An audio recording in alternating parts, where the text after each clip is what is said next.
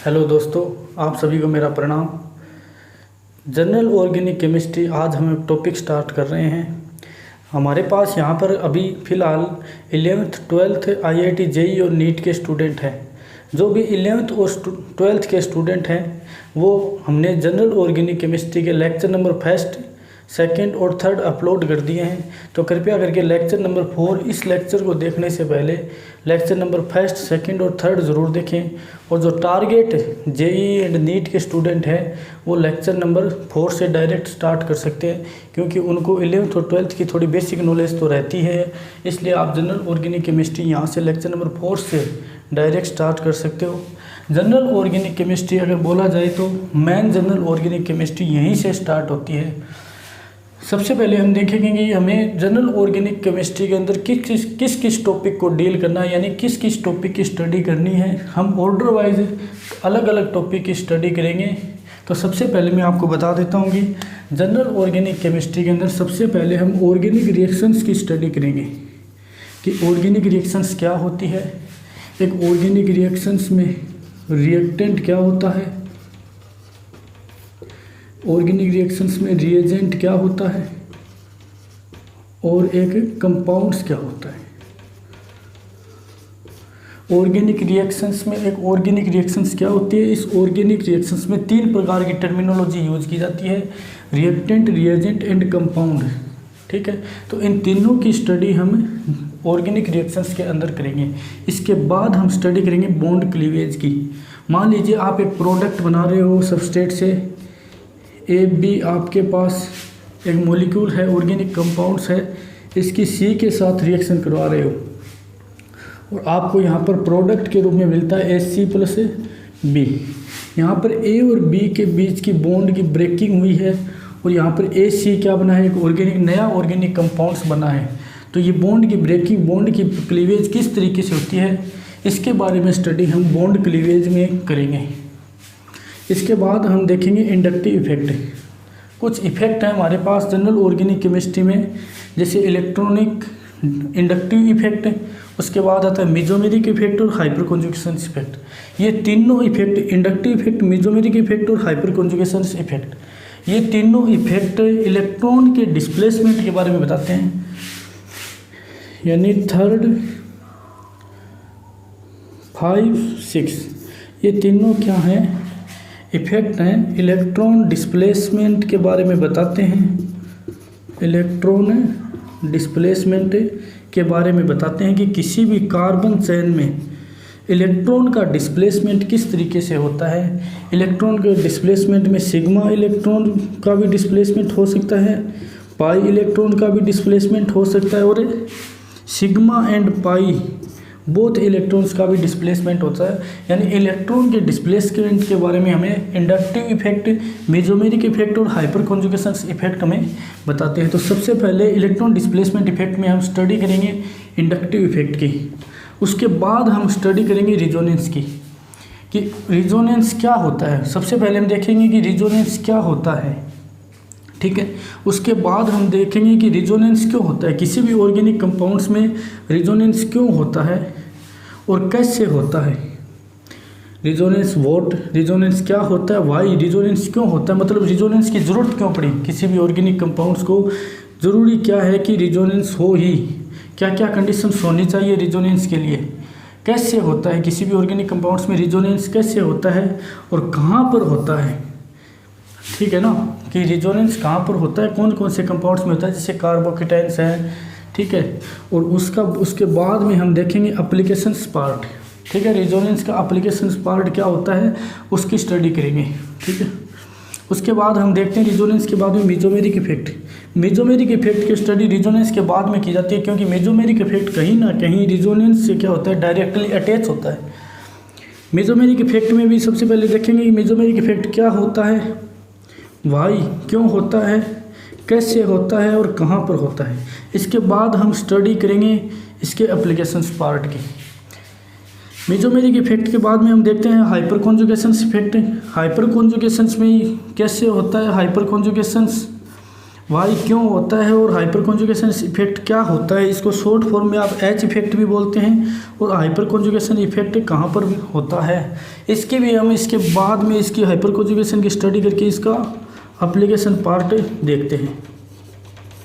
पूरी की पूरी कंप्लीट जनरल ऑर्गेनिक केमिस्ट्री है। इसका यूज होता है रिएक्शंस मैकेनिज्म में कि इलेक्ट्रोफाइल कहाँ पर अटैक करेगा, न्यूक्लियोफाइल कहाँ पर अटैक करेगा, मतलब जो रिएक्शंस मैकेनिज्म होते हैं ना, उसमें क्या होता है कि इस जनरल ऑर्गेनिक केमिस्ट्री के जो ये इफेक्ट होते हैं उनका यूज किया जाता है। After then this hyper conjugation effect के बाद में हम स्टडी करते हैं एरोमेटिसिटी की।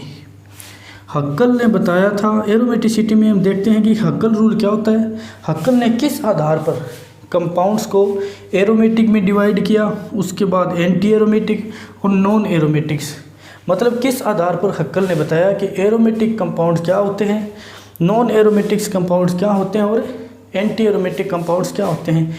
एरोमेटिक कंपाउंड्स की स्टेबिलिटी ज़्यादा क्यों होती है, जबकि एंटी एरोमेटिक कंपाउंड क्या होता है, एक्स्ट्रा डीस्टेबलाइज हो जाता है और एरोमेटिक कंपाउंड एक्स्ट्रा स्टेबलाइज हो जाता है।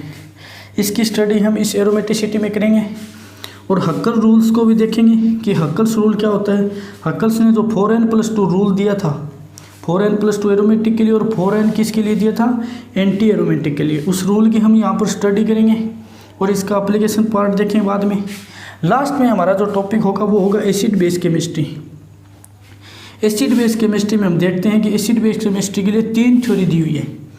एक तो थ्योरी होती है आर्रेनियस, उसके बाद थ्योरी होती है ब्रोनस्टेड। 3 साइंटिस्ट थे, आर्रेनियस ने थ्योरी दी थी अपनी एसिड बेस की, उसके बाद ब्रोनस्टेड ने थ्योरी दी थी, उसके बाद लुईस ने थ्योरी दी थी। इन तीनों की अपनी अपनी एसिड को और बेस को डिफाइन करने के लिए उन्होंने अलग अलग थ्योरी दी थी। इसलिए आर्रेनियस ने क्या थ्योरी दी, ब्रोनस्टेड ने क्या बताया था एसिड के बारे में, और लुईस ने एसिड के बारे में क्या बताया था, इसके बारे में हम स्टडी करेंगे एसिड बेस केमिस्ट्री में। अगर कोई कंपाउंड्स ऑर्गेनिक कंपाउंड्स एसिड है तो उसकी एसिडिक स्ट्रेंथ क्या होगी, अगर कोई ऑर्गेनिक कंपाउंड्स बेस है तो उसकी बेसिक स्ट्रेंथ क्या होगी, इन सब बातों की स्टडी हम एसिड बेस केमिस्ट्री में करेंगे। तो ये इन सभी टॉपिक की स्टडी हम जनरल ऑर्गेनिक केमिस्ट्री के अंतर्गत करते हैं, जिनका यूज किया जाता है रिएक्शंस मैकेनिज्म में। अगर मैं आपको बोलूँ कि जनरल ऑर्गेनिक केमिस्ट्री है ना, ऑर्गेनिक केमिस्ट्री का बिल्कुल बेसिक है। जनरल ऑर्गेनिक केमिस्ट्री के बिना आप ऑर्गेनिक केमिस्ट्री को सीख ही नहीं सकते, क्योंकि organic chemistry step by step चलना पड़ेगा आपको ऑर्गेनिक केमिस्ट्री में।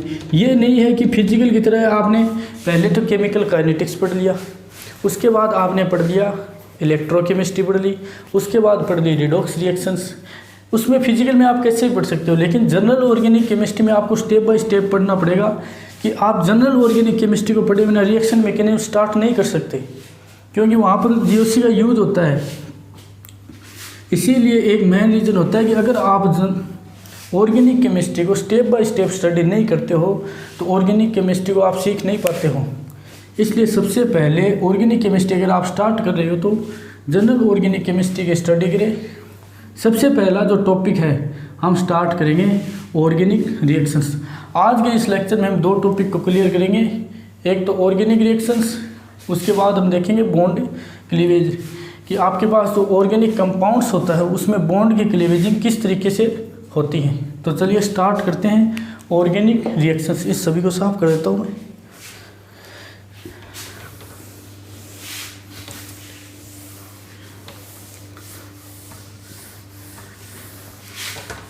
बिल्कुल बेसिक से करवाया जाएगा आपको, बस आप चैनल के साथ जुड़े रहें और कंप्लीट जनरल ऑर्गेनिक केमिस्ट्री करवाई जाएगी बिल्कुल बेसिक लेवल से। 11th और 12th के स्टूडेंट और टारगेट के स्टूडेंट को ध्यान में रखा जाएगा।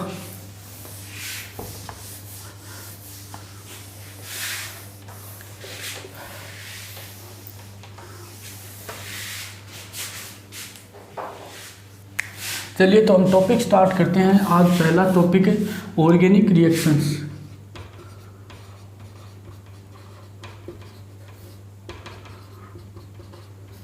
सबसे पहले हम देखते हैं कि ऑर्गेनिक रिएक्शंस होती क्या है। अगर बात की जाए ऑर्गेनिक रिएक्शंस की, कोई हमसे पूछ ले कि ऑर्गेनिक रिएक्शंस क्या होती है, तो हम क्या बताएंगे कि organic reactions generally organic reactions एक प्रोसेस है। ऑर्गेनिक रिएक्शंस एक प्रोसेस है जिसमें क्या होता है, बॉन्ड की ब्रेकिंग होती है और बॉन्ड का फॉर्मेशंस होता है। ठीक है, organic reactions is a process in which formation of a covalent bond और breaking of a covalent bond take place. ठीक है, ऑर्गेनिक रिएक्शन से अगर आपसे कोई पूछे तो आपको बताना है कि ऑर्गेनिक रिएक्शन से एक प्रोसेस है जिसके अंदर ऑर्गेनिक कंपाउंड्स में कोवेलेंट बॉन्ड का फॉर्मेशन भी होता है और उसमें कोवेलेंट बॉन्ड की ब्रेकिंग भी होती है। उस जो कंप्लीट प्रोसेस होती है केमिकल रिएक्शंस के होने में, उस प्रोसेस को क्या बोलते हैं, ऑर्गेनिक रिएक्शंस बोलते हैं। मान लीजिए आपके पास एक रिएक्शंस है ए बी। ठीक है, ए बी आपके पास एक मॉलिक्यूल्स हैं, उसकी आप रिएक्शन करवा रहे हो सी के साथ और यहाँ पर आपके पास प्रोडक्ट बन रहा है ए सी, आपके पास प्रोडक्ट मिल रहा है और बी क्या हो रहा है, बाहर निकल जाता है। सबसे पहले आपके पास जो मॉलिक्यूल्स है, यहाँ पर ऑर्गेनिक कंपाउंड्स प्रेजेंट है, उसमें ए और बी एटम्स प्रेजेंट है। रिएक्शन जैसे ही फॉरवर्ड डायरेक्शंस में जाती है और अन्य प्रोडक्ट में चेंज होता है तो वहाँ पर ए और सी के बीच में बॉन्ड फॉर्म हो जाता है और बी क्या हो जाता है, ए के साथ बी का बॉन्ड ब्रेक हो जाता है और सी के बॉन्ड की फॉर्मेशन हो जाती है। यानी ए और बी यहाँ पर एक ऑर्गेनिक कंपाउंड मान के चलता हूँ मैं, ऑर्गेनिक कंपाउंड्स के बीच में ये क्या है कि कोवेलेंट बॉन्ड है। ठीक है, तो यहाँ पर क्या होती है, बॉन्ड की ब्रेकिंग होती है, बॉन्ड की ब्रेकिंग होती है और यहाँ पर क्या होता है, ए और सी के बीच में बॉन्ड में क्या होता है, बॉन्ड का फॉर्मेशंस होता है। इस जो कंप्लीट प्रोसेस है, इसमें जो बॉन्ड के ब्रेकिंग से लेकर प्रोडक्ट में बॉन्ड के फॉर्मेशन से लेकर कंप्लीट प्रोसेस है, उस कंप्लीट प्रोसेस को ऑर्गेनिक रिएक्शंस बोलते हैं। उस कंप्लीट प्रोसेस को क्या बोलते हैं, ऑर्गेनिक रिएक्शंस। अब अगर आपको बताना हो कि ऑर्गेनिक रिएक्शन क्या होती है, आप बता दीजिए कि ऑर्गेनिक रिएक्शन से एक प्रोसेस है जिसके अंदर ऑर्गेनिक कंपाउंड्स में बॉन्ड की ब्रेकिंग भी होती है और बॉन्ड का फॉर्मेशंस भी होता है।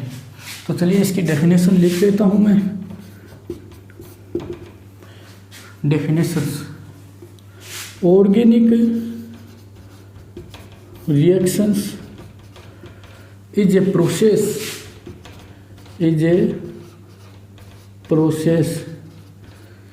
in which breaking and formation of a covalent bond take place. ठीक है, ये हो जाएगी इसकी डेफिनेशन।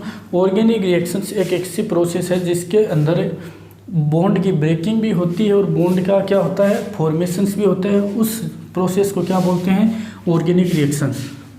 ऑर्गेनिक रिएक्शंस के अंदर 3 प्रकार की टर्मिनोलॉजी यूज़ की जाती है कि आपके पास अगर कोई भी ऑर्गेनिक रिएक्शन मान लीजिए हो रही है तो उसमें आप 3 टर्म्स को यूज़ करते हो। एक तो टर्म होती है रिएक्टेंट कि एक ऑर्गेनिक रिएक्शंस में रिएक्टेंट क्या होता है। सेकंड टर्म्स हमारे पास होती है रिएजेंट कि रिएजेंट क्या होता है। और थर्ड टर्म्स हमारे पास होती है प्रोडक्ट। ये 3 टर्मिनोलॉजी किसी भी ऑर्गेनिक रिएक्शंस में यूज़ की जाती हैं। हम एक एक करके इन टर्म्स के बारे में स्टडी करेंगे कि रिएक्टेंट क्या होता है, रिएजेंट क्या होता है और प्रोडक्ट क्या होता है। तो चलिए स्टार्ट करते हैं। रिएक्टेंट, सबसे पहले हम देखेंगे कि रिएक्टेंट क्या होता है। ठीक है, रिएक्टेंट के बारे में देखते हैं। रिएक्टेंट अगर मैं बोलूँ तो स्टार्टिंग मटेरियल होता है आपके पास। आपके पास अगर कोई भी ऑर्गेनिक रिएक्शंस हो रही है तो उसमें आपके पास T = 0 पर, यानी जहाँ पर रिएक्शन स्टार्ट नहीं हुई है, उसमें आपके पास जो स्टार्टिंग मटेरियल के रूप में जो भी ऑर्गेनिक कंपाउंड्स प्रेजेंट होता है उसको आप बोलते हो reactant.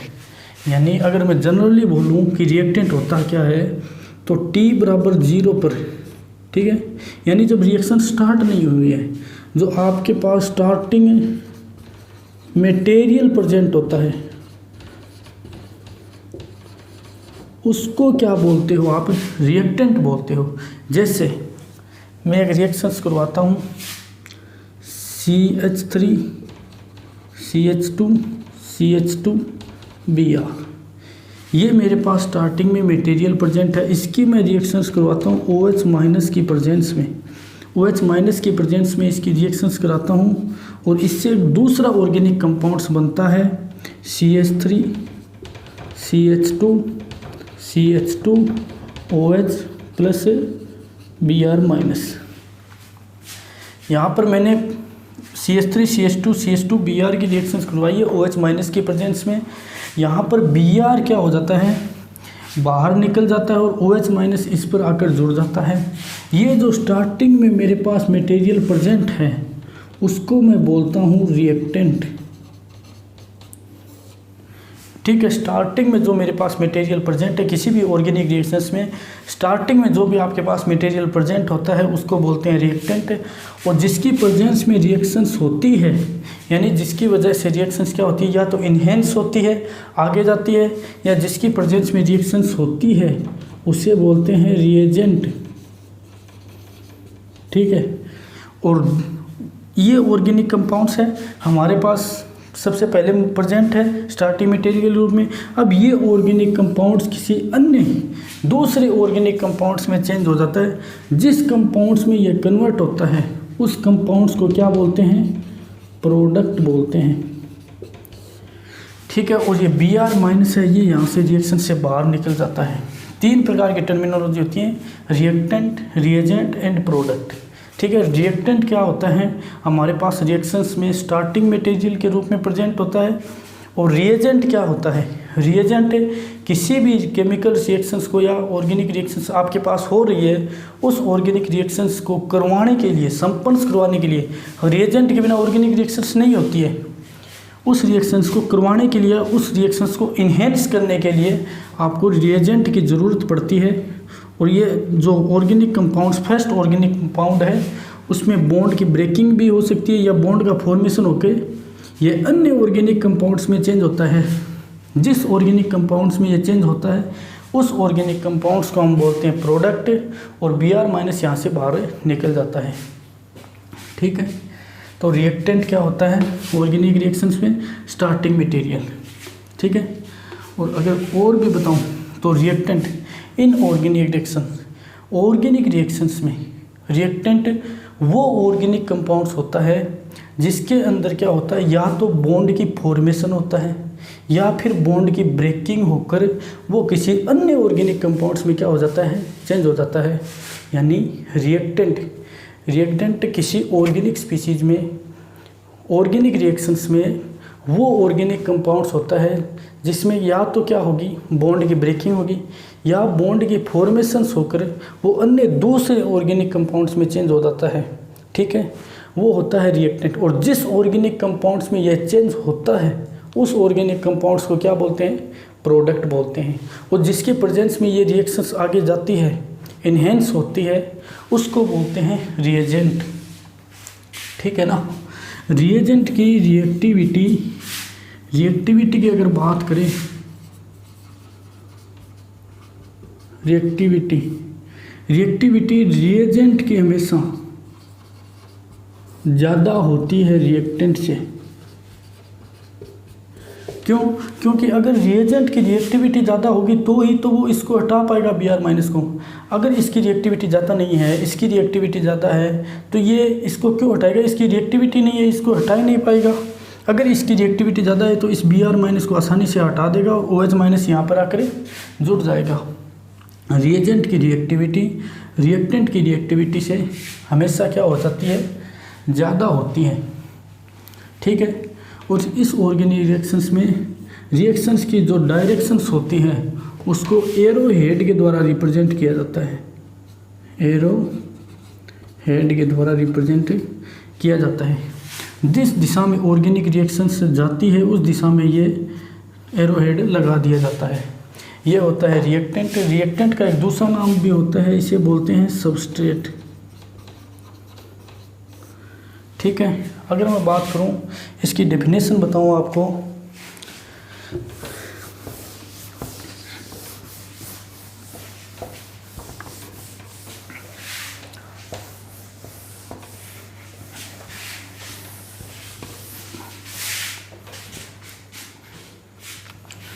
Reactant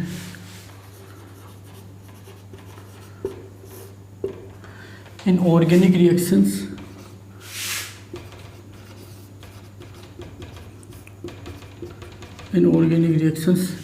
the organic compounds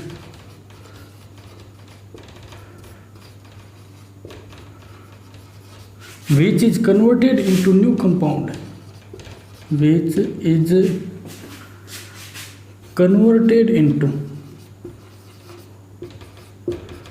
new compounds by breaking or forming of one covalent bonds is called reactant।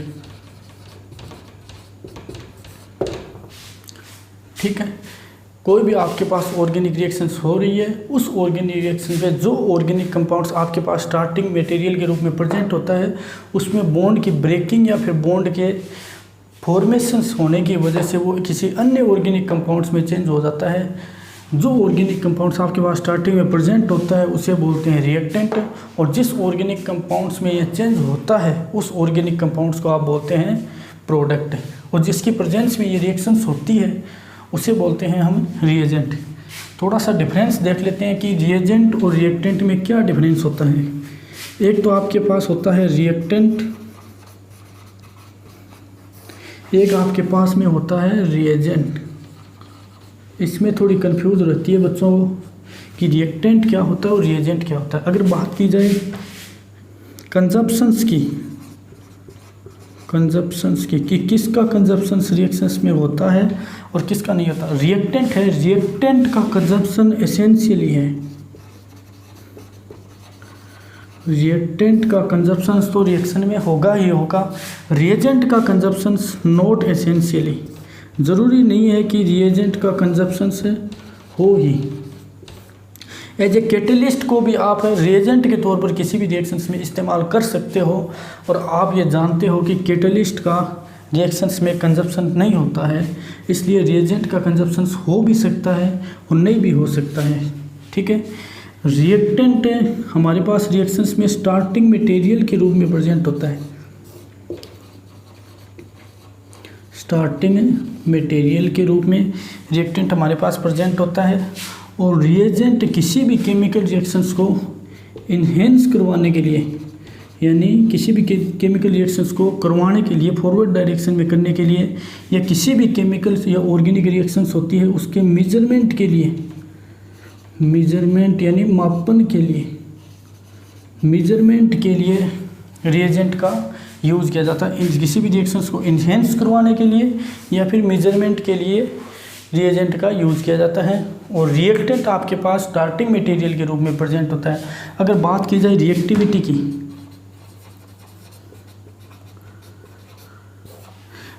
तो रिएक्टेंट की रिएक्टिविटी हमेशा कम होगी रिएजेंट से। रिएजेंट की रिएक्टिविटी अगर ज़्यादा होगी तो ही तो किसी ऑर्गेनिक रिएक्शंस को कंप्लीट करवा पाएगा। अब मेरी बात याद देखिए, यहाँ पर सी को मैं मान के ये चलता हूँ कि ये एक रिएजेंट है। ये रिएजेंट इस ए बी बॉन्ड को तभी ब्रेक कर पाएगा जब इसकी रिएक्टिविटी ज़्यादा है। इसकी रिएक्टिविटी ही नहीं है कि ये इस बॉन्ड को ब्रेक कर सके, तो ये बॉन्ड ब्रेक नहीं होगा। जिससे ही इसकी रिएक्टिविटी जितनी ज़्यादा होती है, ये बॉन्ड उतनी ही आसानी से ये क्या कर देगा, ब्रेक कर देगा। अगर रिएक्टिविटी की बात की जाए तो ऑलवेज रिएक्टेंट की जो रिएक्टिविटी होती है, रिएक्टेंट की जो रिएक्टिविटी होती है उससे ज़्यादा ही रिएक्टिविटी रिएजेंट की होती है। ठीक है, और रिएक्टेंट है इसको बोला जाता है सबस्ट्रेट भी आप बोल सकते हो। ठीक है, रिएक्टेंट और सबस्ट्रेट, ये इसमें मैंने डिफरेंस बता दिया कि रिएक्टेंट क्या होता है, रिएजेंट क्या होता है। कंजप्शंस की अगर बात की जाए कि किसका कंजप्शंस ऑर्गेनिक रिएक्शंस में होता है और किसका नहीं होता, तो जो आपके पास रिएक्टेंट होता है उसका कंजप्शंस ज़रूरी होता है, उसका कंजप्शंस होगा, ये मस्ट बी नीड। ठीक है, रिएजेंट का कंजप्शंस किसी भी ऑर्गेनिक रिएक्शंस में हो भी सकता है और नहीं भी हो सकता है। रिएक्टिविटी की अगर बात की जाए तो रिएजेंट की रिएक्टिविटी हमेशा रिएक्टेंट की रिएक्टिविटी से ज़्यादा होगी। और अगर बात की जाए कि रिएक्टेंट किसी भी ऑर्गेनिक रिएक्शंस में आपके पास स्टार्टिंग मटेरियल के रूप में प्रेजेंट होता है, और रिएजेंट आपके पास ऑर्गेनिक रिएक्शंस में आप बाहर से मिलाते हो। क्यों मिलाते हो? किसी भी रिएक्शंस को इन्हेंस करवाने के लिए और मेजरमेंट के लिए। ठीक है, रिएजेंट रिएक्शंस में पार्टिसिपेट कर भी सकता है और नहीं भी कर सकता है, बट रिएक्टेंट क्या होता है, रिएक्टेंट में बॉन्ड की ब्रेकिंग भी होती है और बॉन्ड का फॉर्मेशंस भी होता है, और वो किसी एक ऑर्गेनिक कंपाउंड से अन्य ऑर्गेनिक कंपाउंड्स में चेंज होता है। ये होती है हमारे पास ऑर्गेनिक रिएक्शंस कि एक ऑर्गेनिक रिएक्शंस क्या होती है, उसमें रिएक्टेंट क्या होता है, रिएजेंट क्या होता है और प्रोडक्ट क्या होता है। इन तीनों टर्मिनोलॉजी को हमने समझ लिया। अब हम देखते हैं कि ए और बी के अंदर जो बॉन्ड की ब्रेकिंग हुई है वो बॉन्ड की ब्रेकिंग किस किस प्रकार से हो सकती है, यानी उस बॉन्ड की ब्रेकिंग किस किस प्रकार से हो सकती है। या तो ये बॉन्ड क्या हो सकता है, होमोलाइटिक क्लीवेज भी यहाँ पर हो सकता है, या फिर यहाँ पर क्या हो सकता है, हेट्रोलाइटिक क्लीवेज भी हो सकता है। होमोलाइटिक का मतलब क्या होता है कि दोनों तरफ समान रूप से, ठीक है, इलेक्ट्रॉन है, ये इलेक्ट्रॉन अपना ए है, ये अपना इलेक्ट्रॉन ले ले, बी अपना इलेक्ट्रॉन ले ले, और ये क्या हो जाए, बॉन्ड ब्रेक हो जाए। या फिर क्या हो कि यहाँ पर जो दो इलेक्ट्रॉन प्रेजेंट हैं, ये दोनों इलेक्ट्रॉन या तो ए गेन कर ले या फिर बी गेन कर ले। इसको क्या बोलते हैं, हेट्रोलाइटिक बॉन्ड क्लीवेज। तो अब हम टॉपिक स्टार्ट करेंगे कि एक ऑर्गेनिक रिएक्शंस में बॉन्ड क्लीवेजिंग क्या होती है। तो चलिए स्टार्ट करते हैं। हमारा नेक्स्ट टॉपिक है ऑर्गेनिक रिएक्शंस में हमने रिएक्टेंट, रिएजेंट एंड प्रोडक्ट के बारे में समझ लिया कि रिएक्टेंट क्या होता है, रिएजेंट क्या होता है और प्रोडक्ट क्या होता है। ठीक है,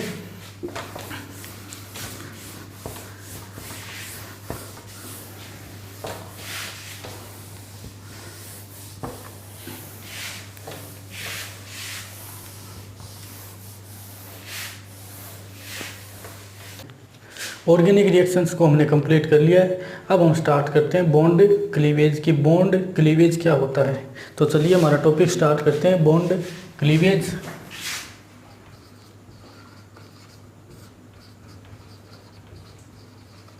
बॉन्ड क्लीवेज, बॉन्ड क्लीवेज को हिंदी में कहते हैं बंध विदलन।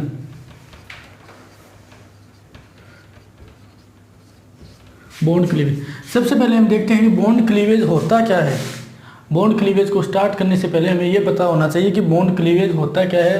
कि आपके पास जो भी ऑर्गेनिक कंपाउंड्स है, जैसे कार्बन और कार्बन, इसके बीच में जो बॉन्ड है, कार्बन और कार्बन के बीच में जो कोवेलेंट बॉन्ड है, उसकी ब्रेकिंग होना ही क्या कहलाता है, बॉन्ड क्लीवेज कहलाता है।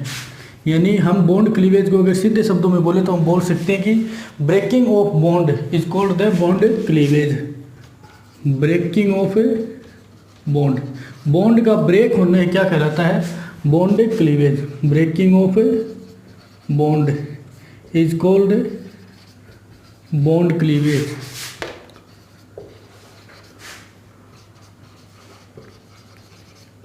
ठीक है, बॉन्ड क्लीवेज कितने टाइप्स का हो सकता है, इसके आधार पर हम देखेंगे कि बॉन्ड क्लीवेज किसी भी ऑर्गेनिक कंपाउंड्स में दो प्रकार का बॉन्ड क्लीवेज पॉसिबल है। एक तो हो सकता है homolytic bond cleavage, homolytic bond cleavage, और सेकंड जो बॉन्ड क्लीवेज है वो हो सकता है heterolytic bond cleavage.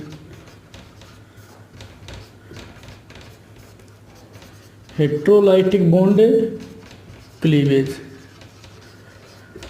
Homolytic bond cleavage किस प्रकार होता है और हेट्रोलाइटिक बॉन्ड क्लीवेज किस प्रकार होता है, हम देखेंगे। होमोलाइटिक बॉन्ड क्लीवेज और हेट्रोलाइटिक बॉन्ड क्लीवेज, यहाँ पर इलेक्ट्रोनेगेटिविटी का कॉन्सेप्ट क्या होता है, यूज होता है। इसलिए आपको थोड़ा बहुत इलेक्ट्रोनेगेटिविटी के बारे में नॉलेज होना चाहिए कि इलेक्ट्रोनेगेटिविटी क्या होती है। ठीक है, तो मैं पहले आपको थोड़ा सा इलेक्ट्रोनेगेटिविटी के बारे में बता देता हूँ। इलेक्ट्रोनेगेटिविटी, इलेक्ट्रोनेगेटिविटी का मतलब होता है इलेक्ट्रॉन्स को अपनी ओर अट्रैक्ट करना, इलेक्ट्रॉन को अपनी ओर अट्रैक्ट करना। कोई एटम है आपके पास, उस एटम का न्यूक्लियस इलेक्ट्रॉन डेंसिटी को अपनी ओर कितना अट्रैक्ट कर पाता है, वही क्या होती है, उसकी इलेक्ट्रोनेगेटिविटी होती है। इलेक्ट्रॉन को अपनी ओर अट्रैक्ट करना। अगर बात करें पीरियोडिक टेबल की,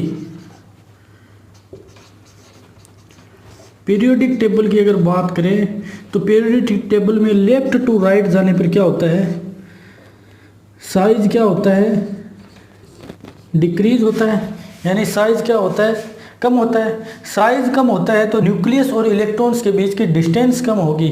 ठीक है, तो जेड इफेक्टिव बढ़ जाएगा, यानी प्रभावी न्यूक्लियर आवेश क्या हो जाएगा, बढ़ जाएगा। जेड इफेक्टिव बढ़ जाएगा तो इलेक्ट्रोनेगेटिविटी की वैल्यू क्या हो जाएगी, बढ़ जाएगी।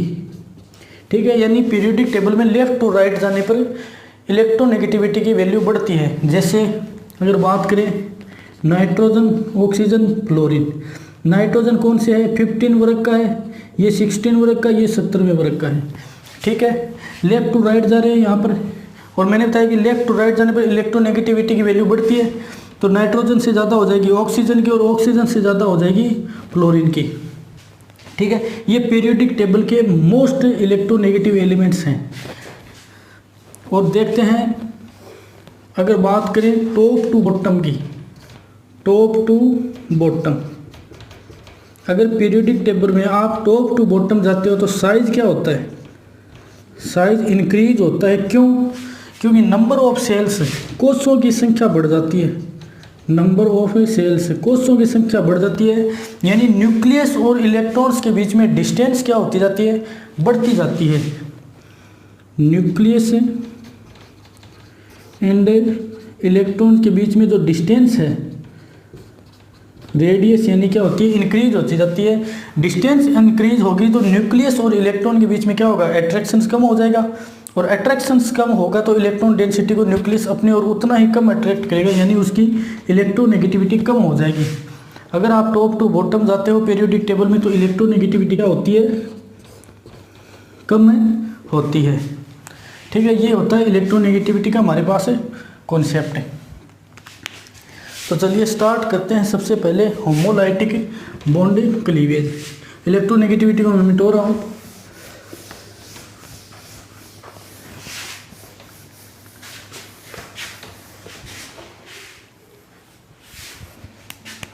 मान लीजिए आपके पास एक ऑर्गेनिक कंपाउंड है एथेन, CH3 CH3, ये आपके पास एक ऑर्गेनिक कंपाउंड्स है।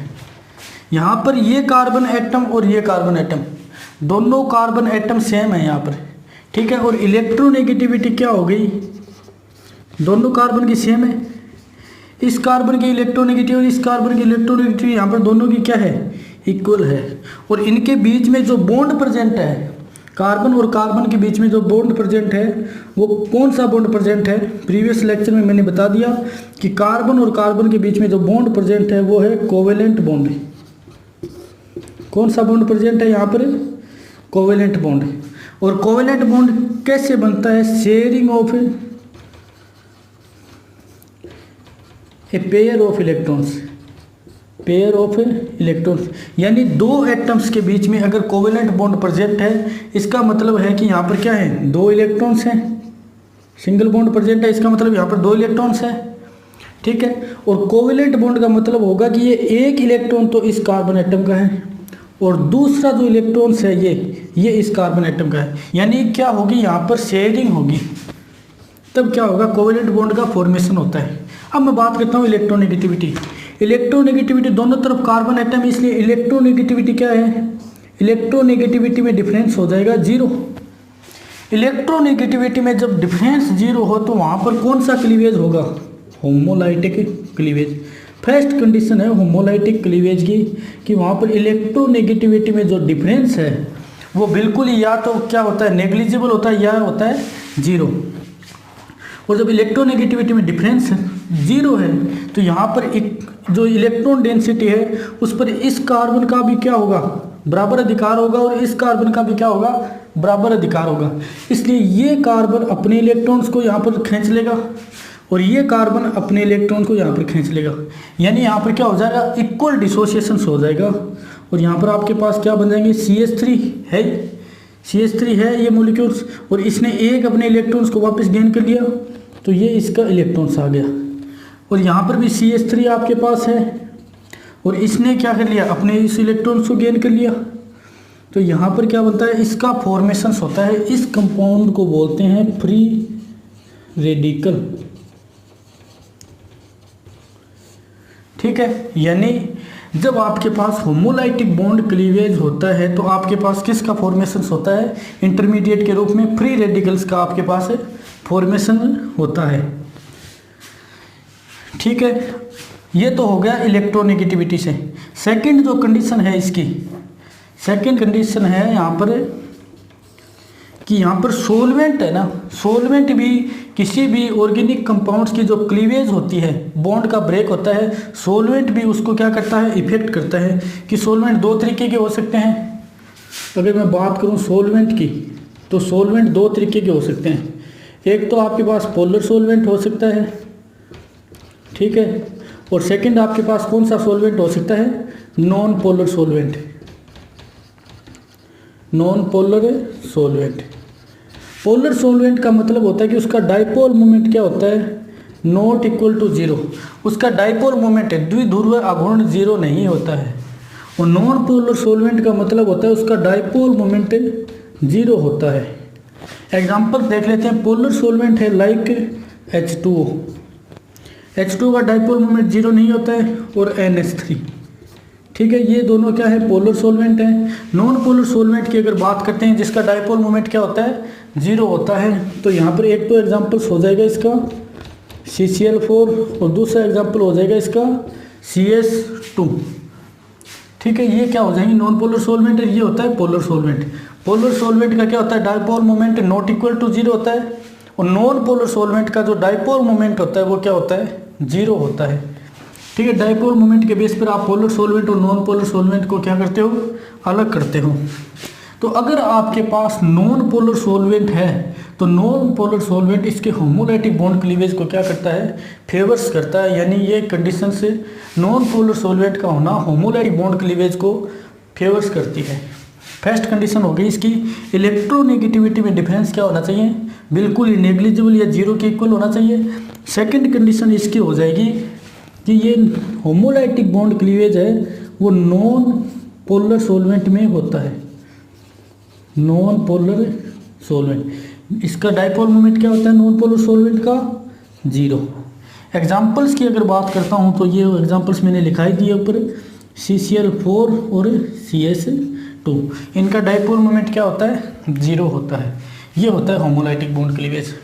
ठीक है, तो अगर आपको कोई पूछे कि होमोलाइटिक जब बॉन्ड क्लीवेज होता है तो किसका फॉर्मेशन होता है, होमोलाइटिक बॉन्ड क्लीवेज में इंटरमीडिएट के रूप में आपके पास फ्री रेडिकल्स का फॉर्मेशन होता है। होमोलाइटिक बॉन्ड क्लीवेज को दो कंडीशंस क्या करती हैं, फेवर्स करते हैं। एक तो होमोलाइटिक बॉन्ड क्लीवेज के लिए इलेक्ट्रोनेगेटिविटी में डिफरेंस क्या होना चाहिए, जीरो होना चाहिए। इलेक्ट्रोनेगेटिविटी में डिफरेंस या तो क्या होना चाहिए, नेग्लिजिबल या फिर जीरो। और होमोलाइटिक बॉन्ड क्लीवेज किस में होता है, पोलर सोलवेंट में या नॉन पोलर सोलवेंट में। नॉन पोलर सोलवेंट में क्या होता है, होमोलाइटिक बॉन्ड की क्लीवेजिंग होती है और इससे फ्री रेडिकल्स का इंटरमीडिएट के रूप में फॉर्मेशन होता है। इस प्रकार होता है होमोलाइटिक बॉन्ड क्लीवेज। यहाँ पर दो इलेक्ट्रॉन्स हैं, ये अपने इलेक्ट्रॉन्स गेन कर लेगा, ये अपने इलेक्ट्रॉन्स गेन कर लेगा।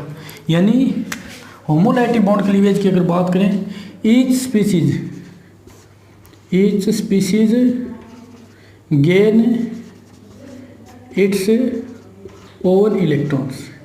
इसका मतलब होता है कि प्रत्येक स्पीसीज मॉलिक्यूल में जो प्रत्येक एटम्स हैं वो अपने अपने इलेक्ट्रॉन्स को क्या कर लेता है, गेन कर लेता है। ठीक है, यानी कार्बन में इस कार्बन ने अपना इलेक्ट्रॉन गेन कर लिया और इस कार्बन ने अपना इलेक्ट्रॉन गेन कर लिया, ये इसका सीधा सा मतलब होता है। अब हम बात करते हैं हेट्रोलाइटिक बॉन्ड क्लीवेज की। हेट्रोलाइटिक बॉन्ड क्लीवेज क्या होता है?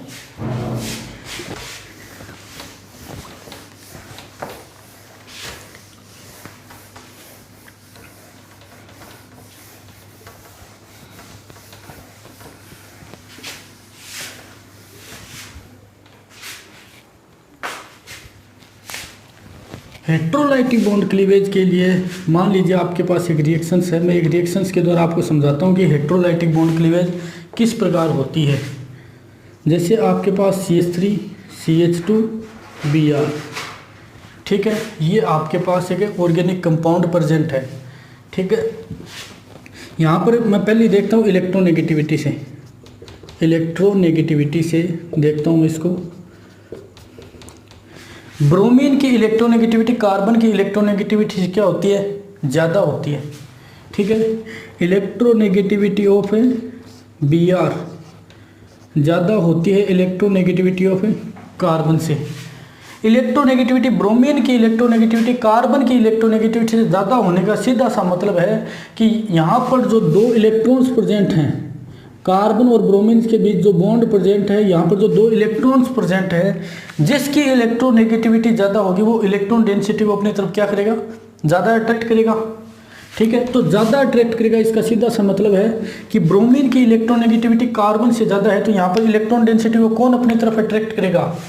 ब्रोमीन इलेक्ट्रॉन डेंसिटी को अपनी तरफ ज़्यादा अट्रैक्ट करेगा।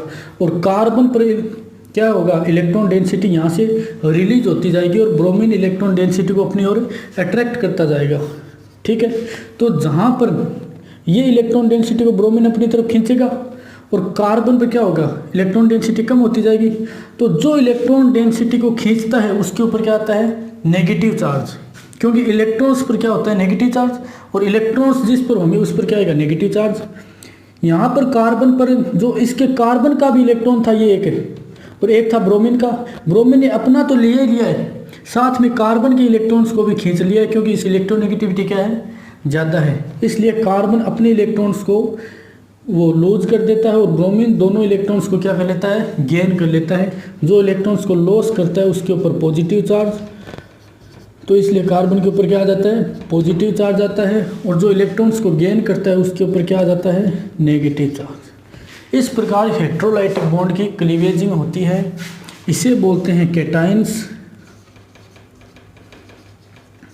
और इसे बोलते हैं एनाइंस, ठीक है।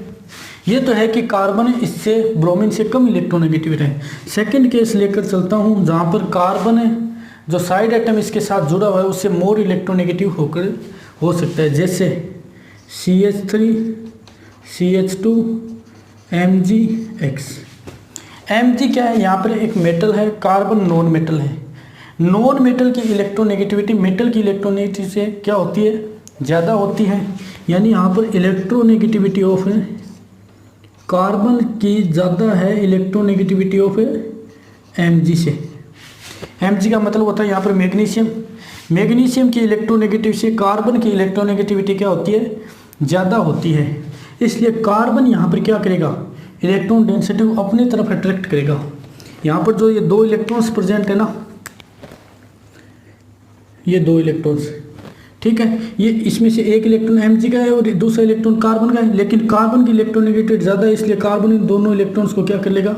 गेन कर लेगा। और Mg क्या करेगा? इस इलेक्ट्रॉन्स को रिलीज कर देगा, क्योंकि इसकी इलेक्ट्रोनेगेटिविटी कम है। इसलिए इसके बॉन्ड की जो क्लीवेज होगी उसके फॉर्मेशन होगा CH3 CH2 माइनस, क्योंकि कार्बन की इलेक्ट्रोनेगेटिविटी ज़्यादा है इसलिए इलेक्ट्रॉन डेंसिटी को इसने गेन कर लिया, और MgX पर क्या आ जाएगा? पॉजिटिव चार्ज आ जाएगा, ठीक है। इसे बोलते हैं एनाइंस। ये बन गया आपके पास एनाइन और ये बन गया कैटाइंस, ठीक है। अब आपको एक बात बता देता हूँ कि अगर पॉजिटिव चार्ज कार्बन एटम पर प्रेजेंट है तो उसे बोलते हैं कार्बोकैटाइंस। अगर पॉजिटिव चार्ज कार्बन एटम पर प्रेजेंट है तो इसे बोलते हैं कार्बोकैटाइंस, ठीक है। और अगर नेगेटिव चार्ज कार्बन एटम पर प्रेजेंट है तो इसे बोलते हैं कार्बोएनाइंस।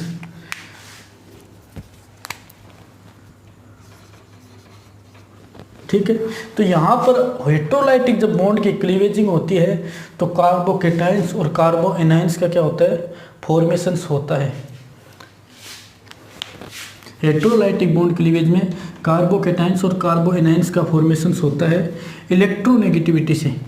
अब यहाँ पर एक बात निकल के आती है कि इलेक्ट्रोनेगेटिविटी में, हेटेरोलाइटिक बॉन्ड क्लीवेजिंग में इलेक्ट्रोनेगेटिविटी में डिफरेंस जीरो होना चाहिए या फिर कुछ ना कुछ डिफरेंस क्या होना चाहिए, प्रेजेंट होना चाहिए। अगर इलेक्ट्रोनेगेटिविटी में डिफरेंस जीरो होगा तो दोनों क्या करेंगे, इलेक्ट्रॉन्स को इक्वल अट्रैक्ट करेंगे, तो वहाँ पर हेटेरोलाइटिक बॉन्ड क्लीवेज पॉसिबल नहीं हो पाएगी। लेकिन अगर इलेक्ट्रोनेगेटिविटी में कुछ ना कुछ डिफरेंस है तो जिसकी इलेक्ट्रोनेगेटिविटी ज़्यादा होगी वो इलेक्ट्रॉन डेंसिटी को अपनी तरफ अट्रैक्ट करेगा, तो वहाँ पर क्या होगा, हेटेरोलाइटिक बॉन्ड की क्लीवेजिंग होगी। तो ये क्या कर लेगा, इलेक्ट्रोनेगेटिविटी में हेटेरोलाइटिक बॉन्ड क्लीवेज के लिए डेल EN जीरो नहीं होना चाहिए। इलेक्ट्रोनेगेटिविटी में डिफरेंस जितना ज़्यादा होगा पॉजिटिव चार्ज और नेगेटिव चार्ज उतने ही क्या होंगे, ज़्यादा प्रेजेंट होंगे। और अगर क्वेश्चन पूछे आपके कि हेटेरोलाइटिक बॉन्ड क्लीवेज में इंटरमीडिएट के रूप में क्या फॉर्म होता है, तो हेटेरोलाइटिक बॉन्ड क्लीवेज में इंटरमीडिएट के रूप में कार्बोकेटाइंस और कार्बो एनाइंस का फॉर्मेशन होता है। और हेटेरोलाइटिक बॉन्ड क्लीवेज फर्स्ट बता दिया इलेक्ट्रोनेगेटिविटी, सेकंड बता रहा हूँ पोलर सॉल्वेंट में होता है। सॉल्वेंट आपके आगे आएंगे इसलिए सॉल्वेंट थ्योरी बाद में करवाई जाएगी।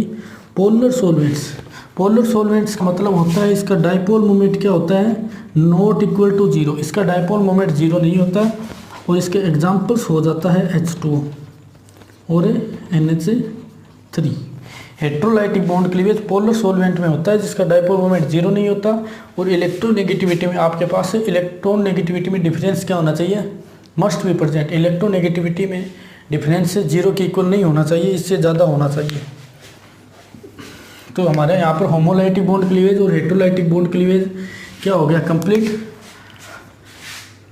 होमोलाइटिक बॉन्ड क्लीवेज में किसका फॉर्मेशन होता है, होमोलाइटिक में फ्री रेडिकल्स का।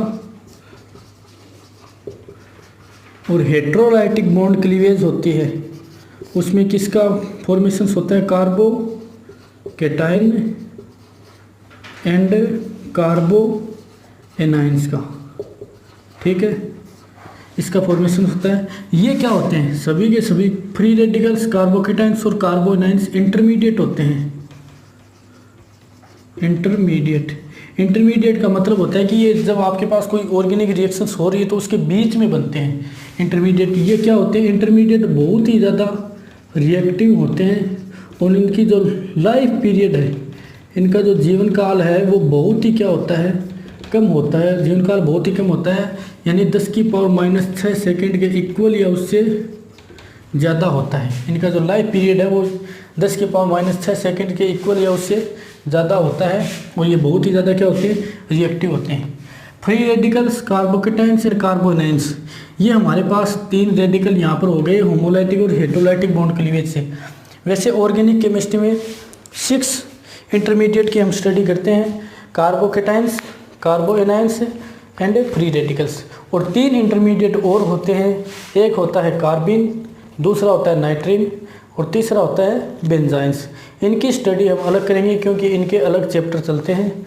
तो इस चैप्टर में हम कार्बोकेटाइंस, फ्री रेडिकल्स और कार्बो एनाइंस की क्या करेंगे, स्टडी करेंगे। तो चलिए एक एक इंटरमीडिएट की स्टडी स्टार्ट करते हैं। सबसे पहले स्टडी स्टार्ट करेंगे कार्बोकेटाइंस की।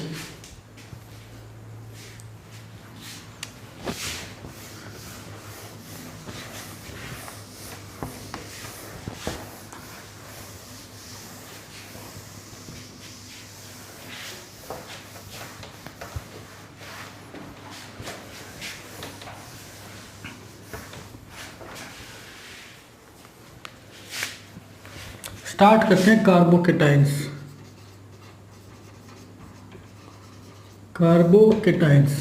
कार्बोकेटाइंस का मतलब क्या है, केटाइंस का मतलब होता है पॉजिटिव चार्ज और कार्बो का मतलब क्या होता है, कार्बन पर पॉजिटिव चार्ज, ठीक है। कार्बोकेटाइंस पहली बात तो यह है कि कैसे फॉर्म होता है, हेटेरोलाइटिक बॉन्ड क्लीवेज, हेटेरोलाइटिक बॉन्ड क्लीवेजिंग से कार्बोकेटाइंस का फॉर्मेशन होता है। सबसे पहली बात यह है कि कार्बन की वैलेंसी कितनी होती है। आप मुझे बताइए कि कार्बन की वैलेंसी कितनी होती है। कार्बन की वैलेंसी होती है 4।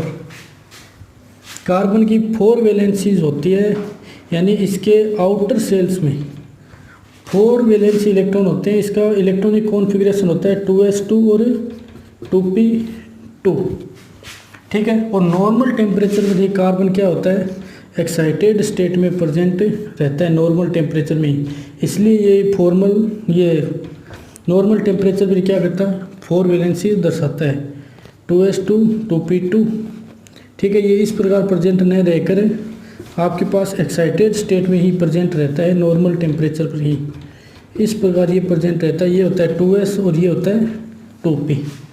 यहाँ पर हमें पता चलता है कार्बन की जो वैलेंसी है वो कितनी होती है, 4 वैलेंसी होती है कार्बन की वैलेंसी, यानी कार्बन 4 बॉन्ड बना सकता है। तो कार्बोकेटाइन्स का मतलब क्या है कि कार्बन के ऊपर पॉजिटिव चार्ज आ गया, कार्बन के ऊपर पॉजिटिव चार्ज। पॉजिटिव चार्ज का मतलब होता है कि इसका जो एक इलेक्ट्रॉन था, इसने वो इलेक्ट्रॉन्स को क्या कर दिया, रिलीज कर दिया, यानी वो इलेक्ट्रॉन बाहर चला गया है। 4 इलेक्ट्रॉन्स में से एक इलेक्ट्रॉन बाहर चला गया, तो ये कितने इलेक्ट्रॉन इसके पास बचे, 3 इलेक्ट्रॉन्स। तो ये 3 बॉन्ड बना सकता है, 3 बॉन्ड, या तो हाइड्रोजन के साथ या R एल्काइल ग्रुप के साथ, हाइड्रोजन के साथ। इस प्रकार क्या होता है, कार्बोकेटाइन्स का फॉर्मेशन होता है। तो चलिए देखते हैं कि कार्बोकेटाइन्स में कौन सा हाइब्रिडाइजेशन होता है, कौन सी इसकी शेप होती है, और यहाँ पर p ऑर्बिटल वेकेंट रहता है या फील्ड रहता है, ठीक है। तो चलिए स्टार्ट करते हैं कार्बोकेटाइन्स में।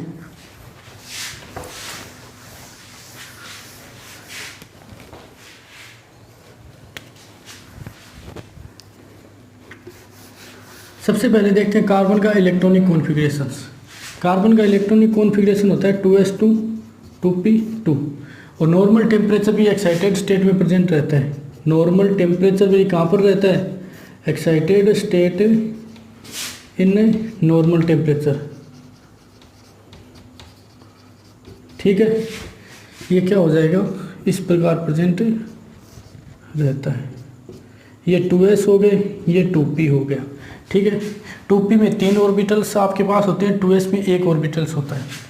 एक्साइटेड स्टेट में प्रेजेंट रहता है, तो 2s का एक इलेक्ट्रॉन्स था वो यहाँ से एक्साइट होकर 2p में चला जाता है, और ये इसकी 4 वैलेंसी हो गई। यहाँ पर क्या होता है कि इसने एक इलेक्ट्रॉन्स क्या कर दिया, रिलीज कर दिया, क्योंकि जो मोर इलेक्ट्रोनेगेटिविटी एटम इसके पास जुड़ा था उसने क्या कर लिया, एक इलेक्ट्रॉन गेन कर लिया। तो इसके पास कुल कितने इलेक्ट्रॉन बचे, 3 इलेक्ट्रॉन्स बचे। और यहाँ पर क्या कर लेता है, ये 2s और 2p आपस में मिक्सिंग होकर वो हाइब्रिडाइजेशंस कर लेते हैं। हाइब्रिडाइजेशंस को हिंदी में बोलते हैं संकरण। जो भी हिंदी मीडियम के स्टूडेंट है वो ध्यान से देख लें, हाइब्रिडाइजेशंस को हिंदी में बोलते हैं संकरण।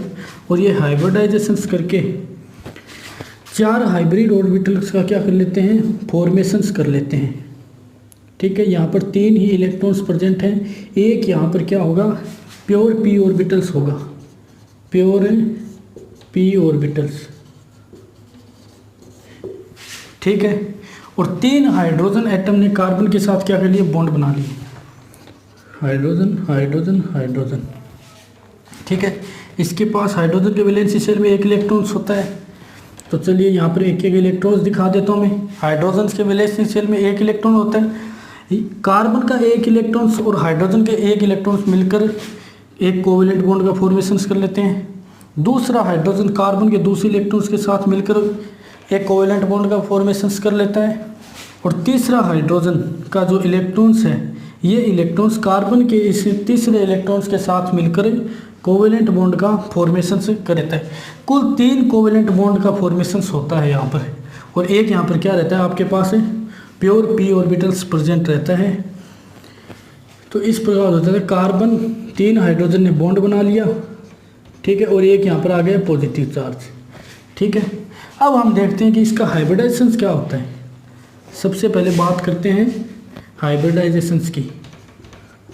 हाइब्रिडाइजेशन क्या होता है, हाइब्रिडाइजेशन हम निकालते हैं स्टेरिक नंबर से। हाइब्रिडाइजेशन कैसे निकालते हैं, स्टेरिक नंबर से। स्टेरिक नंबर होता है number of sigma bond plus number of lone pair. यहाँ पर सिग्मा बॉन्ड कितने हैं, 1 2 और 3। 3 सिग्मा बॉन्ड और लोन पेयर क्या है हमारे पास है 0 है, क्योंकि 2 इलेक्ट्रॉन्स मिलकर एक लोन पेयर का फॉर्मेशन करते हैं। इस पर तो पहले से इलेक्ट्रॉन्स की कमी है, तो लोन पेयर कितने हैं 0। 3 स्टेरिक नंबर के लिए हाइब्रिडाइजेशन होता है sp2, और sp2 अगर हाइब्रिडाइजेशन है तो इसकी शेप क्या होगी, इसकी शेप होगी sp2 हाइब्रिडाइजेशन के लिए शेप होती है ट्राइगोनल है प्लेनर। ये इसकी क्या हो जाएगी शेप हो जाएगी, इसकी शेप हो जाएगी ट्राइगोनल प्लेनर, हाइब्रिडाइजेशन हो जाएगा इसका sp2। अगर ट्राइगोनल प्लेनर इसकी शेप होगी तो इसकी शेप हम बनाते हैं कि इसकी शेप क्या होती है कार्बोकेटाइंस की। ट्राइगोनल प्लेनर में इस प्रकार होता है बॉन्ड, हाइड्रोजन और ये हाइड्रोजन। यहाँ पर जो बॉन्ड एंगल होता है वो होता है 120 डिग्री का, ठीक है। इन 2 हाइड्रोजन्स के बीच में 120 और इन 2 हाइड्रोजन्स के बीच में 120 डिग्री, और यहाँ पर भी क्या होता है 120 डिग्री, ठीक है। तो एक p ऑर्बिटल्स आपके पास रहता है वेकेंट, ये क्या है p ऑर्बिटल्स वेकेंट है। और ये क्या होता है कि ये जो कार्बन और 3 हाइड्रोजन्स यहाँ पर प्रेजेंट हैं इनके परपेंडिकुलर प्रेजेंट रहते हैं,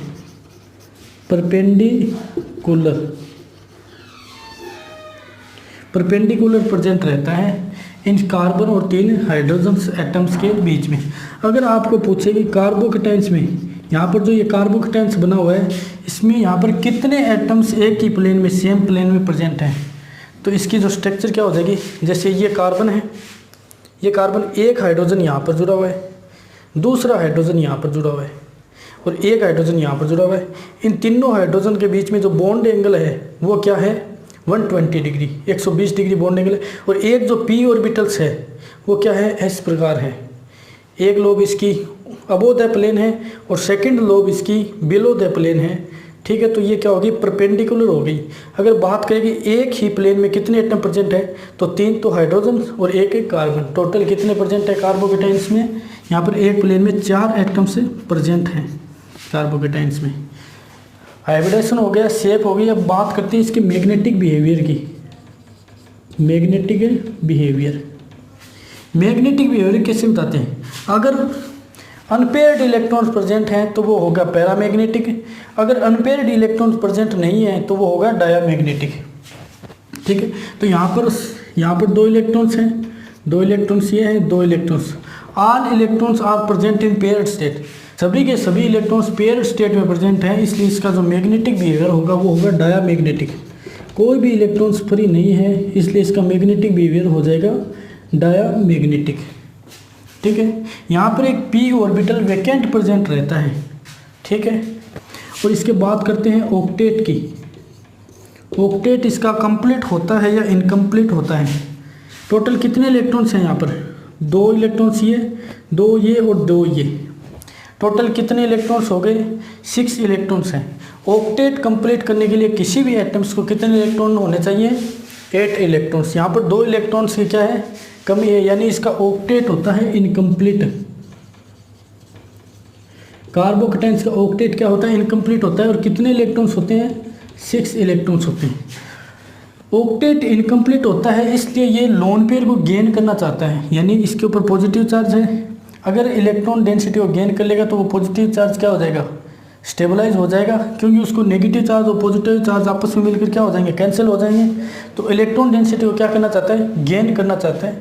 और जो एटम इलेक्ट्रॉन डेंसिटी को गेन करता है वो लुईस एसिड की तरह बिहेव करता है, इसलिए कार्बोकेटाइंस किसकी तरह बिहेव करता है लुईस एसिड की तरह कार्बोकेटाइंस बिहेव करता है। और यहाँ पर एक p ऑर्बिटल्स वैकेंट प्रेजेंट है तो ये किसकी तरह बिहेव करेगा इलेक्ट्रोफाइल्स की तरह, यानी इलेक्ट्रॉन्स गेन कर सकता है ये क्योंकि यहाँ पर एक p ऑर्बिटल वैकेंट प्रेजेंट है, इसमें ये इलेक्ट्रॉन्स को गेन कर सकता है।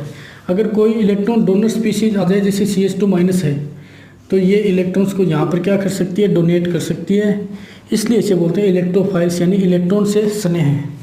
इलेक्ट्रो वर्ड है इलेक्ट्रॉन को रिप्रेजेंट करता है और फाइल्स का मतलब होता है लविंग, यानी स्नेह, इलेक्ट्रॉन से स्नेह है, इलेक्ट्रॉन्स को गेन कर सकता है क्योंकि यहाँ पर वैकेंट ऑर्बिटल्स प्रेजेंट हैं। तो इसका हाइब्रिडाइजेशन हो गया, शेप हो गई, मैग्नेटिक बिहेवियर हो गया, ऑक्टेट हो गया, लुईस एसिड की तरह बिहेव करता है और इलेक्ट्रोफाइल्स की तरह बिहेव करता है। ये होता है हमारे पास कार्बोकेटाइंस कंप्लीट। इसके बाद देखते हैं कार्बो एनाइंस।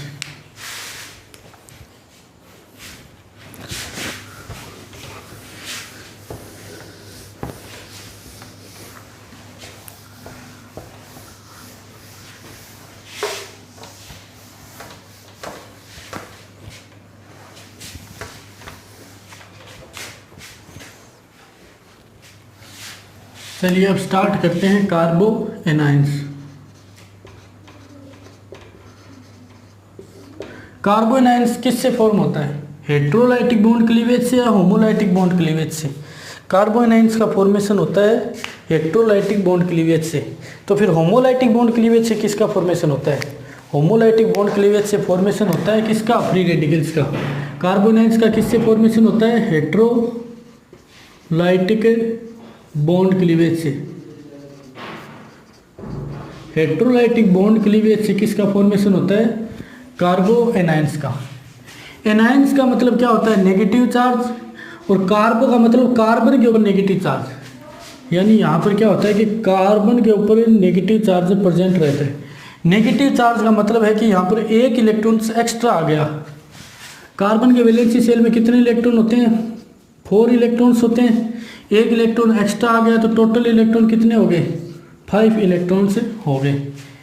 ठीक है, तो यहाँ पर क्या करता है, ये एक इलेक्ट्रॉन यहाँ पर एक्स्ट्रा आ जाता है जिससे 5 इलेक्ट्रॉन्स हो गए। तो इसका इलेक्ट्रॉनिक कॉन्फ़िगरेशन हम लिख लेते हैं, इलेक्ट्रॉनिक कॉन्फ़िगरेशंस। 2s2 और 2p3। 2s, ये 2s होता है और ये होता है 2p। एक होता है 2s आपके पास, दूसरा होता है 2p। 2 इलेक्ट्रॉन होते हैं 2s में और 3 इलेक्ट्रॉन्स होते हैं 2p में। ठीक है, ये दोनों आपस में मिलकर क्या हो जाते हैं? हाइब्रिडाइज्ड हो जाते हैं और 4 ऑर्बिटल्स का क्या करते हैं? फॉर्मेशन से करते हैं। 4 हाइब्रिडाइज्ड ऑर्बिटल का क्या करते हैं? फॉर्मेशंस करते हैं। अब मेरे को एक बात बताइए कि कार्बो एनाइंस कितने कोवेलेंट बॉन्ड का फॉर्मेशंस कर सकता है? कार्बो एनाइंस यहाँ पर हमें साफ दिखाई दे रहा है कि 3 बॉन्ड का फॉर्मेशंस कर सकता है कार्बो एनाइंस यहाँ पर। क्यों? क्योंकि कोवेलेंट बॉन्ड होता है कार्बन कार्बन के बीच में, और कोवेलेंट बॉन्ड अगर प्रेजेंट है तो कोवेलेंट बॉन्ड बनता है शेयरिंग से। ठीक है, हाइड्रोजन हाइड्रोजन हाइड्रोजन, इनके वैलेंसी शेल में एक एक इलेक्ट्रॉन होता है। यहाँ पर इस इलेक्ट्रॉन की शेयरिंग हो जाएगी, यहाँ पर इसके साथ शेयरिंग और यहाँ पर इसके साथ शेयरिंग हो जाएगी। ये जो इलेक्ट्रॉन्स हैं ये लोन पेयर के रूप में प्रेजेंट रहेंगे। लोन पेयर की यानी 3 हो जाते हैं हाइड्रोजन के साथ बॉन्ड और 1 लोन पेयर होता है। ठीक है, तो अगर इसका हाइब्रिडाइजेशन की बात करें, हाइब्रिडाइजेशन कैसे निकालते हैं? स्टेरिक नंबर से। और स्टेरिक नंबर क्या होता है? Sigma bond plus lone pair. 3 sigma bond है यहाँ पर, 1 2 और 3, और एक क्या है? लोन पेयर है 4, और 4 के लिए हाइब्रिडाइजेशन होता है sp3। अगर आपके पास स्टेरिक नंबर 4 आ गया तो उसके लिए हाइब्रिडाइजेशन होता है sp3। बात करते हैं इसकी अगर शेप की, शेप क्या होती है?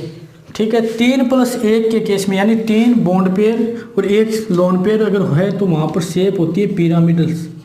ये सब आपको केमिकल बॉन्डिंग में पढ़ाया जाता है। पिरामिडल्स की शेप हो जाती है पिरामिडल्स। अब हम देखते हैं कि इसका मैग्नेटिक बिहेवियर कैसा होता है। मैग्नेटिक बिहेवियर यहाँ पर क्या होता है कि इसके स्ट्रक्चर बना लेते हैं। अगर sp3 हाइब्रिडाइजेशन है तो कार्बन एटम 3 इसने क्या कर लिया? बॉन्ड बना लिए। हाइड्रोजन के साथ भी बना सकता है और एल्काइल ग्रुप के साथ भी बना सकता है। हाइड्रोजन के साथ भी बना सकता है या फिर एल्काइल ग्रुप के साथ भी बॉन्ड का फॉर्मेशन कर सकता है। और एक क्या होता है? यहाँ पर लोन पेयर प्रेजेंट रहता है और नेगेटिव चार्ज होता है। ये होती है इसकी शेप पिरामिडल्स। ठीक है, तो इसका मैग्नेटिक बिहेवियर देखते हैं। मैग्नेटिक बिहेवियर, अगर अनपेयर्ड इलेक्ट्रॉन्स, फ्री इलेक्ट्रॉन्स यहाँ पर प्रेजेंट हैं तो क्या होता है? पैरामैग्नेटिक। और अगर फ्री इलेक्ट्रॉन्स प्रेजेंट नहीं है तो कौन सा बिहेवियर शो करता है? डायामैग्नेटिक। तो चलिए देखते हैं कि यहाँ पर हाइड्रोजन और कार्बन के बीच में बॉन्ड है तो यहाँ पर 2 इलेक्ट्रॉन्स हैं, यहाँ पर भी 2 इलेक्ट्रॉन्स और यहाँ पर भी 2 इलेक्ट्रॉन्स। और 2 इलेक्ट्रॉन्स, ये 2 इलेक्ट्रॉन्स भी कहाँ हैं? पेयर्ड स्टेट में प्रेजेंट है। इसलिए सभी के सभी इलेक्ट्रॉन्स यहाँ पर क्या हैं? पेयर्ड स्टेट में है। इसलिए इसका मैग्नेटिक बिहेवियर होगा डायामैग्नेटिक, ये भी कौन सा बिहेवियर शो करेगा, डायामैग्नेटिक बिहेवियर शो करेगा। ठीक है, अब हम देखते हैं कि यहाँ पर क्या होता है, नेगेटिव चार्ज प्रेजेंट होता है।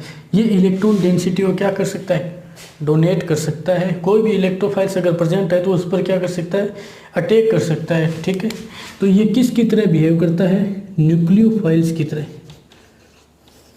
न्यूक्लियोफाइल्स की तरह बिहेव करता है। और लुईस बेस की तरह भी बिहेव कर सकता है। लुईस एसिड कौन होता है, जो लोन पेयर को गेन करता है, और लुईस बेस कौन होता है, जो लोन पेयर को डोनेट करता है।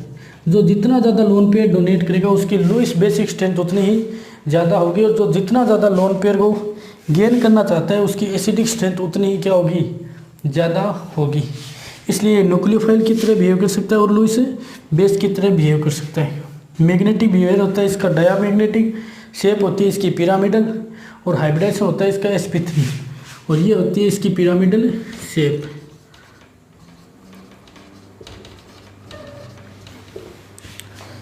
अब हम देखते हैं कि फ्री रेडिकल्स, कार्बन आयंस हमारा यहाँ पर कंप्लीट हो गया। अब देखते हैं कि फ्री रेडिकल्स का क्या सिस्टम होता है।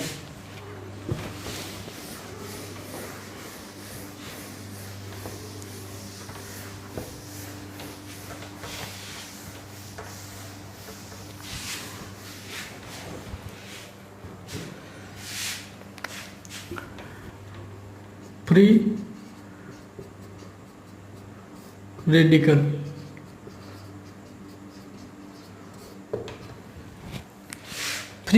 फ्री रेडिकल का फॉर्मेशंस कैसे होता है, होमोलाइटिक बॉन्ड क्लीवेज से होता है या फिर हेटेरोलाइटिक बॉन्ड क्लीवेज से होता है। फ्री रेडिकल्स का फॉर्मेशन होता है होमोलाइटिक बॉन्ड क्लीवेज से। तो मैं यहाँ पर लिख देता हूँ, फ्री रेडिकल्स का फॉर्मेशन किस प्रकार होता है, होमोलाइटिक बॉन्ड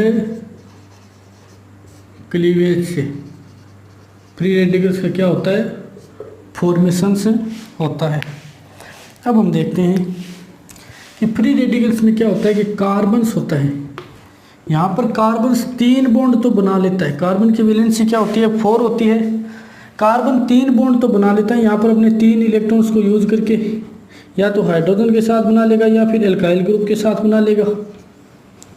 और जो एक इलेक्ट्रॉन्स होता है इसका वो क्या रहता है, फ्री रहता है। एक इलेक्ट्रॉन इसका फ्री रहता है। ठीक है, तो चलिए इसके भी इलेक्ट्रॉनिक कॉन्फ़िगरेशंस की बात कर लेते हैं। इलेक्ट्रॉनिक कॉन्फ़िगरेशंस की क्या होता है, 2s2 2p2, एक्साइटेड स्टेट ही बनाऊंगा मैं इसकी सिर्फ, 2s2 और 2p2, और ये होगी इसकी एक्साइटेड स्टेट। यहाँ पर क्या हो जाते हैं, ये इनमें हाइब्रिडाइजेशन हो जाता है और ऑर्बिटल्स की क्या हो जाती है, मिक्सिंग हो जाती है। ठीक है, 3 हाइड्रोजन एटम ने इसके साथ बॉन्ड बना रखा है, तो 3 हाइड्रोजन का इसके साथ बॉन्ड बनवा दूंगा। ठीक है, ये बॉन्ड बना लिए, और ये एक इलेक्ट्रॉन्स क्या रहता है, प्योर पी ऑर्बिटल्स में क्या रहता है, प्योर पी ऑर्बिटल्स में क्या रहता है, फ्री इलेक्ट्रॉन्स प्रेजेंट रहता है। फ्री इलेक्ट्रॉन्स क्या रहता है, प्रेजेंट रहता है प्योर पी ऑर्बिटल्स में। अगर हम बात करते हैं इसके हाइब्रिडाइजेशंस की, अगर इसके हाइब्रिडाइजेशन की बात करें तो इसका हाइब्रिडाइजेशन कैसे निकालते हैं, स्टेरिक नंबर से। स्टेरिक नंबर होता है सिग्मा बॉन्ड प्लस है नंबर ऑफ लोन पेयर। यहाँ पर सिग्मा बॉन्ड कितने, 1, 2 और 3 सिग्मा बॉन्ड हैं आपके पास, और लोन पेयर कितने हैं, यहाँ पर 2 इलेक्ट्रॉन मिलके एक लोन पेयर का फॉर्मेशन करते हैं, लेकिन यहाँ पर एक ही फ्री इलेक्ट्रॉन्स है, इसलिए यहाँ पर लोन पेयर कितने हैं, 0। स्टेरिक नंबर कितना हो गया इसका, 3। ठीक है, अगर 3 स्टेरिक नंबर है तो इसके लिए हाइब्रिडाइजेशन हो जाएगा sp2। sp2 अगर हाइब्रिडाइजेशन यहाँ पर प्रेजेंट है तो इसकी जो शेप है, शेप हो जाएगी इसकी ट्राइगोनल प्लेनर। ट्राइगोनल प्लेनर को हिंदी में बोलते हैं समतल त्रिकोणीय। ठीक है, अब हम इसके बाद देखते हैं कि यहाँ पर जो एक इलेक्ट्रॉन्स रहता है वो फ्री रहता है। यानी पेयर्ड स्टेट में नहीं होता है। ये 3 तो क्या होते हैं यहाँ पर, ये 6 इलेक्ट्रॉन पेयर्ड स्टेट में रहते हैं, लेकिन 1 इलेक्ट्रॉन क्या रहता है, फ्री रहता है। इसलिए ये मैग्नेटिक बिहेवियर इसका होगा पैरामैग्नेटिक बिहेवियर शो करेगा। ये पैरामैग्नेटिक बिहेवियर शो करेगा। इसकी अगर शेप की बात करते हैं तो शेप होती है इसकी कार्बन्स, हाइड्रोजन sp2 है तो ट्राइगोनल प्लेनर होगी, यानी 4 ये एटम्स क्या होंगे, प्लेन, एक प्लेन में प्रेजेंट होंगी, और एक p ऑर्बिटल्स क्या होगा, इसके परपेंडिकुलर प्रेजेंट होगा जहाँ पर एक इलेक्ट्रॉन प्रेजेंट रहता है। ये इसकी क्या हो जाती है, शेप होती है, ठीक है। इसे बोलते हैं न्यूट्रल इलेक्ट्रोफाइल्स। न्यूट्रल्स का मतलब यहाँ पर कोई चार्ज नहीं है, और इलेक्ट्रोफाइल्स का मतलब क्या है कि इसका ऑक्टेट कंप्लीट है, इलेक्ट्रॉन्स को गेन करना चाहता है ये, क्योंकि ये क्या है 7 इलेक्ट्रॉन स्पीसीज है। 7 इलेक्ट्रॉन स्पीसीज जो होती है वो 8 इलेक्ट्रॉन्स को ऑक्टेट कंप्लीट करना चाहती है, इसलिए 1 इलेक्ट्रॉन गेन करना चाहता है, इसलिए इसे बोलते हैं न्यूट्रल इलेक्ट्रोफाइल्स। न्यूट्रल इलेक्ट्रोफाइल्स,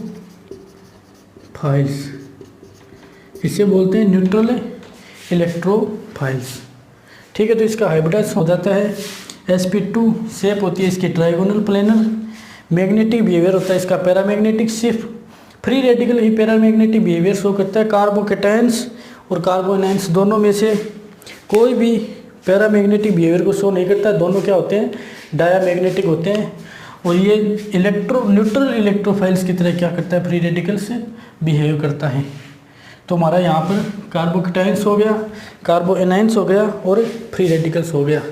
अब इसके बाद हमें इसका मैं आपको थोड़ा ब्रीफ रिव्यू समरी करवा दूंगा, ठीक है। एक होता है आपके पास कार्बोकेटायंस,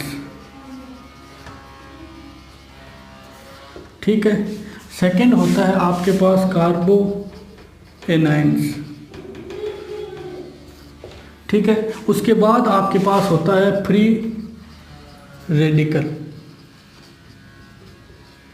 ये होता है फ्री रेडिकल्स। सबसे पहले देखते हैं कि कार्बोकेटायंस क्या होता है। इसकी अगर बात करें कि कार्बोकेटायंस होता है कार्बन, और यहाँ पर 2 बॉन्ड इस प्रकार से और एक इस, इनके बीच में जो बॉन्ड एंगल होता है वो होता है 120 डिग्री का, ठीक है। और एक p ऑर्बिटल यहाँ पर क्या रहता है, वैकेंट रहता है, इसके ऊपर क्या जाता है, पॉजिटिव चार्ज। ये होती है कार्बोकेटायंस की शेप, ठीक है। और कार्बोएनायंस की शेप होती है कार्बन्स, हाइड्रोजन और हाइड्रोजन। एक यहाँ पर क्या रहता है, लोन पेयर रहता है, और यहाँ पर रहता है नेगेटिव चार्ज, ठीक है। इसके बाद देखते हैं फ्री रेडिकल्स। फ्री रेडिकल में कार्बन के साथ यहाँ पर हाइड्रोजन और एक p ऑर्बिटल्स रहता है, प्योर p ऑर्बिटल्स। कितने इलेक्ट्रॉन होते हैं, 6 इलेक्ट्रॉन्स, ठीक है। 2 4 और 2 6, 6 इलेक्ट्रॉन। यहाँ पर कितने इलेक्ट्रॉन्स होते हैं, 8 इलेक्ट्रॉन्स। यहाँ पर कितने इलेक्ट्रॉन्स होते हैं, 7 इलेक्ट्रॉन्स। इसका ऑक्टेट क्या है, इनकम्प्लीट। 6 इलेक्ट्रॉन है, ऑक्टेट कंप्लीट करने के लिए 8 इलेक्ट्रॉन चाहिए। इसका ऑक्टेट क्या होता है, इनकम्प्लीट। इसका ऑक्टेट क्या होता है, कंप्लीट। कार्बोएनायंस का ऑक्टेट कंप्लीट होता है, और फ्री रेडिकल और कार्बोकेटायंस का जो ऑक्टेट है वो क्या रहता है, इनकम्प्लीट रहता है, ठीक है। इसकी बात करते हैं हाइब्रिडाइजेशंस की।